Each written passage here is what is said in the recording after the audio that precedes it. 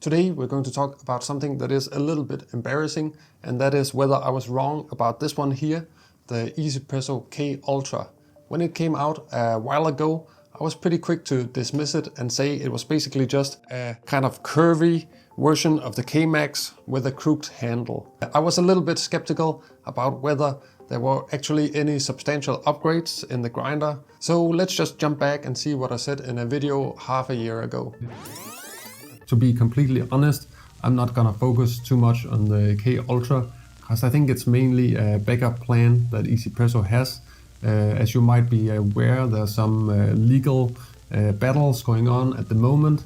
Another grinder manufacturer has tried to prevent 1Zpresso from selling their grinders in Europe, and a big part of the case is the shape of the handle.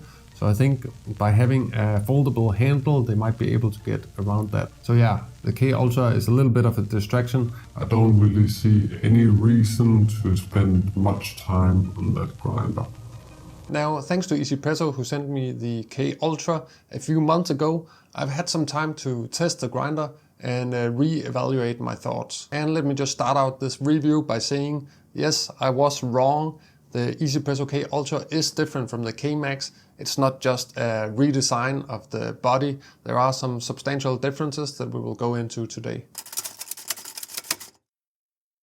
I know a lot of you guys are really interested in the flavor differences between these two grinders and also how it compares to the X-Pro and the ZP6 Special. So that's also something we're going to go into a little bit later. I'll put a chapter down below so you can jump directly to that if that's the only thing you want to hear about. But for now, let's just talk about the design differences first. So I think the reason I was pretty quick to dismiss the K Ultra initially is that the K-Max is just one of my favorite grinders. I like the way it looks, I like the usability, how good it is for both drip and espresso. And then when the K Ultra came out, it felt a little bit like 1Zpresso was just trying to play it safe, not really for the user, but just to avoid any legal trouble.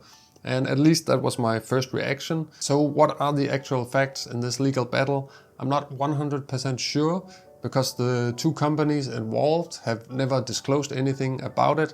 I do know that 1Zpresso is back selling the grinders again on Amazon in the European Union. So it seems like probably this redesign has worked well. So the way the handle works is that when you don't use the grinder, you can fold it down like this. And then when you use it, then you just press in and then you twist it slightly. And then now you have a handle just like the original one. I'm not really sure in daily use if it's a big difference. I feel like you can easily knock over both of the grinders. A little push here and then it's going to fall over. With the K-Max, you give it a little push. Maybe it's a little bit easier to knock over the K-Max compared to this one here. But yeah, I will say it's about the same. So you still have to be careful and not do any sudden big movements when you have the grinder on the table. As for being a more compact travel package, maybe you could say that it is a little bit nicer if you just want to throw it in a bag quickly, then you can just put it in like this, whereas you probably won't be able to do the same with the K-Max. However, both grinders still come with that nice big carry case, so I wouldn't say it's going to make a big difference in real life. Then there's also the question about leverage when you're grinding. Actually, this handle is a little bit longer than the Ultra handle when you fold it out. Perhaps you can see it here. It seems like it's just 1 centimeter longer. And when you use it in daily use, it does feel like you have a little bit more leverage with the K-Max.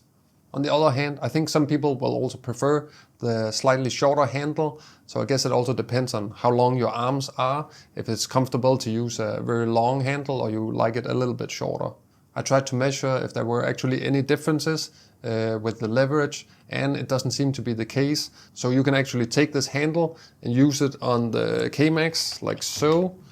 They have the exact same size, and when you do it that way, it doesn't seem like there's any speed difference. The grinder will grind at the same speed. Another difference between the two grinders is the BREW stopper. It has been removed on the K Ultra, and 1Zpresso says that helps to minimize static electricity and retention. And from what I've seen in daily use, it does seem to be the case that there's slightly less ground stuck underneath the burr. Then there's also a slight redesign in the adjustment mechanism. So this one is 22 microns burr movement per click, and this one is only 20 microns. In daily use, I haven't been able to see any difference. Basically, I'm grinding at the same grind size that I am with the K-Max. So that is around 7 for a coarse pour over, around 6 for a finer pour over or my Hario switch technique, and then around 5 for AeroPress and really fine pour over. And then 2.5 would be my espresso setting, or at least where I would start out if I was dialing in a new bean. And that is the case for both these grinders.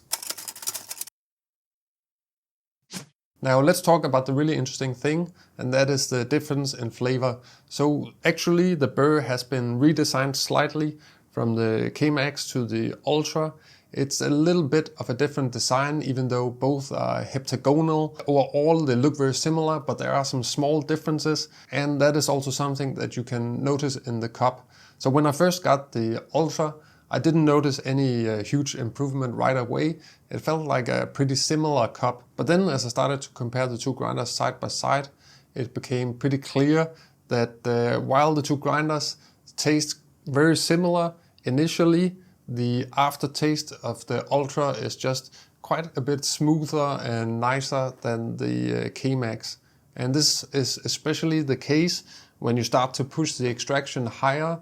So let's say if you're brewing at a 1:15 ratio, I don't really think that you're going to notice much of a difference. But then if you go up to a 1:17 ratio and you try to extract at a higher level, then you're going to start to run into that pretty clear difference.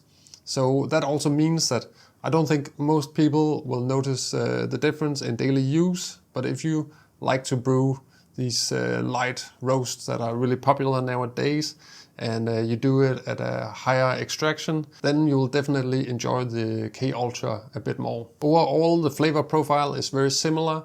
It's just that aftertaste, it can be a little bit more astringent, a little bit more watery with the K-Max, and with the K Ultra you still have that kind of like clean, fruity body that kind of just extends longer. Before recording this video, I also asked on Instagram and here on YouTube if you guys had any questions about the Ultra or you wanted me to do any comparisons, and unsurprisingly, most of you wanted to hear how it was doing compared to the ZP6 Special and the X-Pro. So I ran a bunch of different blind tastings with different coffees to get a good impression, and I will say the Ultra, it did really well in most of these comparisons. It was kind of middle of the pack, so there would be some coffees I would prefer with the X-Pro and some I would prefer with the ZP6 Special. But these are a little bit more divisive, where I feel like the K Ultra is a grinder that is a solid performer regardless of the roast type and bean. The ZP6 Special has gotten a reputation for being just the best manual grinder out there, and I think that is a little bit too reductive. It is a really good grinder for light roast coffees or coffees that come in with a lot of inherent character, that have a lot of fruitiness, some interesting stuff going on. But it's not a great grinder for medium roast coffees, for lower scoring beans. In those instances, I would probably prefer X-Pro and also the K Ultra. Both these grinders, they come in and then they bring some kind of sweetness. They are a bit more blended and they have the ability to lift up a coffee that might not be that interesting. With the ZP6 Special, it's a bit more like if we are talking about speakers, you have some ultra neutral speakers that a producer can use to create the mix. And that's what I feel like this grinder is. The X-Pro is the fun speaker with a lot of bass and treble going on, the one you can bring to the party or to the beach and have a great time. And the K Ultra, I would say it's more a well-rounded hi-fi system that can work well with most of the stuff you throw at it.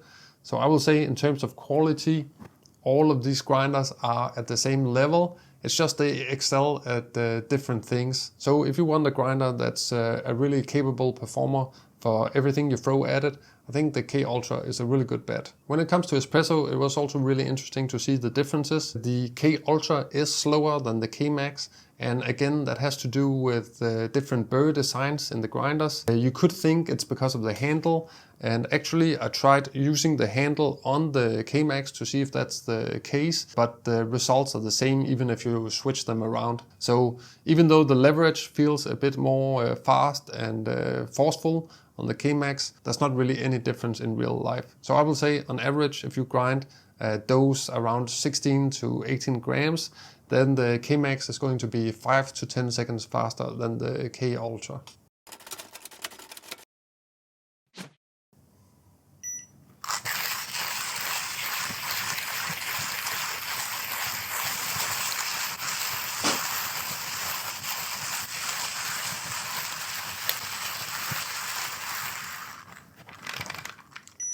When it comes to the flavor profile, I've always been a really big fan of the K-Max as an espresso grinder, and I feel like maybe it's still a little bit more rounded and sweet compared to the K Ultra. Maybe the K Ultra has a little bit more, I wouldn't call it sharpness, but a little bit more precision. So the flavor bandwidth is a little bit more narrow for espresso. Still, I will say they are extremely comparable, and probably if I were to drink them blind, there would be some cases where I couldn't tell the difference. So it's kind of small. They're both conical grinders with the same overall geometry. So in that sense, the difference is not going to be massive. It would be very different from something like a JX or JMax or even a flat burr grinder. So overall, pretty similar, both capable espresso grinders. When it comes to grind size and dialing in, I didn't notice any big difference, even though the K Ultra allegedly should be more precise. In daily use, I don't see a difference. I start at 2.5 with both these grinders, and then I kind of dial it in from there. Maybe you have to go a little bit finer if you're using a precision basket. But yeah, it's about that range. You can expect around 30 to 40 seconds, I will say, for a typical dose. So still a pretty fast grinder for espresso.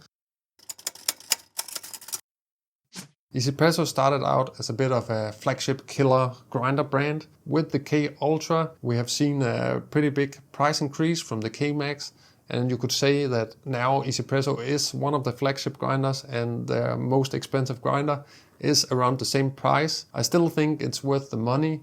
You can't really look on the market and say that any grinder has a vastly better user experience or is a better all-rounder than this one here. So I think if you want a grinder that's just really solid for drip, for espresso, has a great user experience with this external adjustment system, the magnetic catch cup. Basically it's the same as the K-Max. You have a little bit more of a finer aftertaste for drip coffee. Is that worth the extra 30, 40, 50 US dollars, or how much it is in your local currency? I will say for a certain person it probably is. If you're drinking light roast coffees and you really want the best experience at the higher extractions, then I would go for the K Ultra. But overall, both these grinders still excellent. And I'm happy to see that 1Zpresso keeps trying new things, coming up with new ideas, even though they already have a solid selection. So there you have it. This wasn't clickbait. I admit I was wrong about the 1Zpresso K Ultra. If you want to see my original thoughts on the K-Max and how it compared to the ZP6 and the X-Pro, then I'll put the video here, and then you can just click it, and then I'll see you over in that video.